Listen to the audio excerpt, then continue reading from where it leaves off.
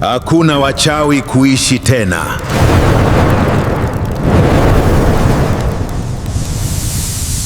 Hapo zamani kulikuwa na kijiji cha Msumba, kilijulikana kwa ukijani wake na utulivu wa mto uliopita katikati yake. Lakini utulivu huo ulikuwa ni ganda tu la nje, ndani yake kulificha siri nzito iliyopelekea watu kutoweka kila mwezi unapoandama. Maisha ya kijijini yalianza kubadilika wakati Juma, kijana mdogo na mcheshi, alipotoweka ghafla akiwa njiani kurudi nyumbani kutoka shambani. Hili halikuwa tukio la kwanza. Katika miaka ya hivi karibuni, vijana wengi wenye nguvu walikuwa wakipotea bila kuacha athari yoyote.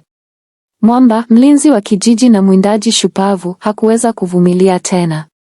Mwamba alikuwa na jeraha moyoni mwake, mdogo wake naye alikuwa amepotea miaka miwili iliyopita katika mazingira kama hayo. Aliamua kuwa safari hii hangeishia kutoa rambirambi tu. Katika kijiji hicho alikuwepo mzee mmoja aliyeheshimika sana, Mzee Matata. Alijulikana kama mshauri wa kijiji na mtu mwenye hekima. Hata hivyo, Mwamba alianza kutilia shaka mienendo ya mzee huyo. Aligundua kuwa kila mtu anapotoweka, Mzee Matata huwa hapatikani kijijini kwa usiku huo mzima. Mwamba aliamua kumfuatilia Mzee Matata kwa siri usiku wa manane.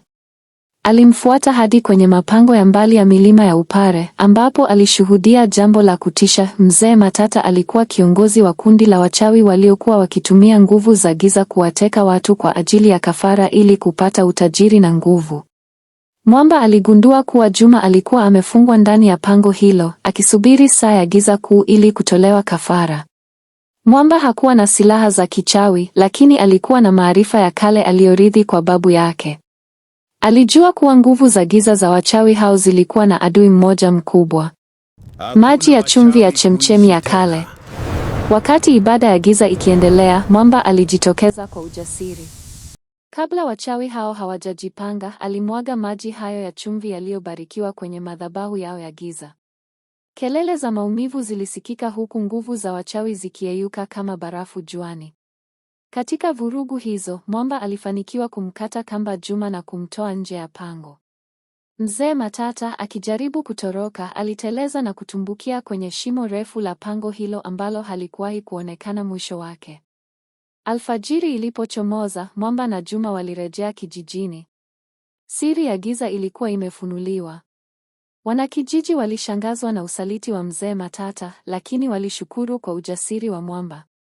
Tangu siku hiyo, kijiji cha Msumba kilipata amani ya kweli, na hadithi ya Mwamba ikawa funzo kuwa wema daima hushinda uovu, hata kama uovu huo umejificha kwenye vazi la hekima. You have reached the end. Please like, share, and don't forget to subscribe.